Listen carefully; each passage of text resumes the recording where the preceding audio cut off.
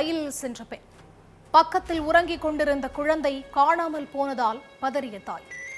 பிறந்து 13 நாட்களே ஆன குழந்தையை ஓடும் ரயிலிலிருந்து தூக்கி வீசிவிட்டு கமுக்கமாக இருந்த கொடூர தந்தை சிக்கியது எப்படி? கொலை நடுங்க வைக்கும் சம்பவத்தின் பின்னணி என்ன?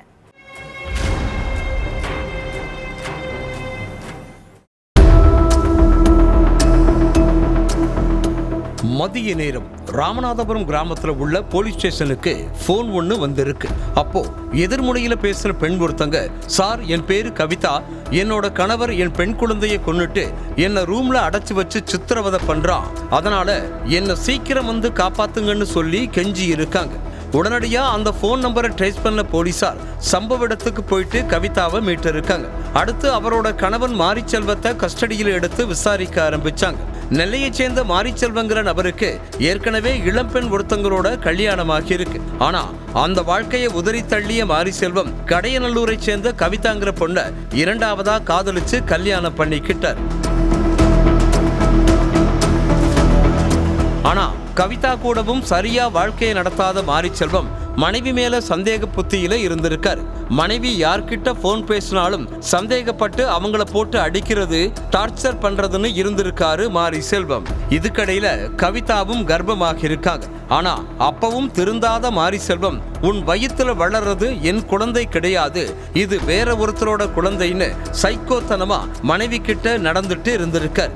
இதனாலேயே கணவன் மனைவிக்குள்ள அடிக்கடி பிரச்சனை ஏற்பட்டிருக்கு.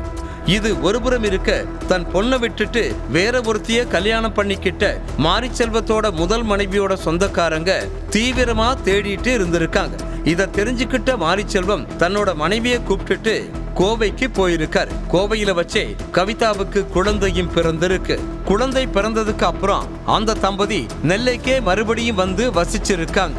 ஆனா கவிதாவோட வீட்டுல சண்டையிட்ட மாரிச்செல்வம் தன்னோட மனைவியை கூப்பிட்டுட்டு மறுபடியும் கோவைக்கே போயிருக்கான்.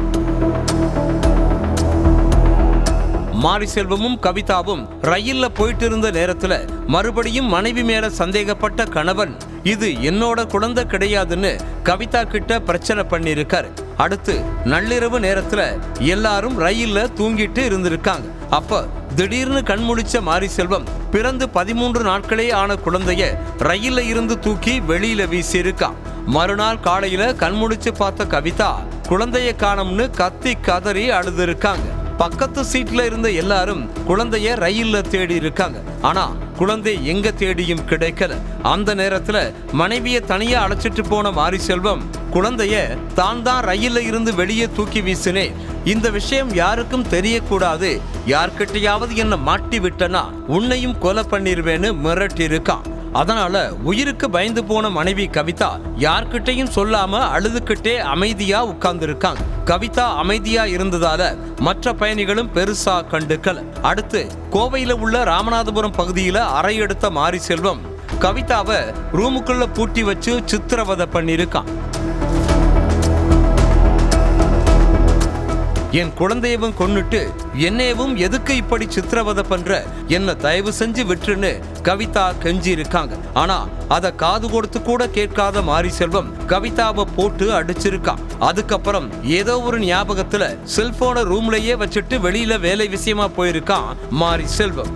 அப்போ மாரிச்செல்வத்தோட செல்போனை எடுத்த கவிதா போலீஸுக்கு போன் பண்ணி நடந்த எல்லாத்தையும் சொல்லி இருக்காங்க. இந்த விஷயத்தை கேட்டு ஸ்பாட்டுக்கு வந்த போலீஸ் கவிதாவை பத்திரமா மீட்டு மாரிச்செல்வத்தை அரெஸ்ட் பண்ணிருக்காங்க. அடுத்து குழந்தைய எந்த இடத்துல தூக்கி வீசுன அப்படின்னு மாரிச்செல்வத்துக்கிட்ட கேட்டு இருக்காங்க போலீஸ். அதுக்கு நைட்டு நேரம்ங்கிறதால குழந்தைய தூக்கி வீசின இடத்தை பத்தி தெரியலன்னு சொல்லியிருக்கான் மாரிச்செல்வம். இதனால குழந்தைய தேடி பல இடங்கள்ல அலைஞ்சிருக்காங்க போலீஸ். ஆனா இப்ப வர குழந்தைய போலீஸால கண்டுபிடிக்க முடியல.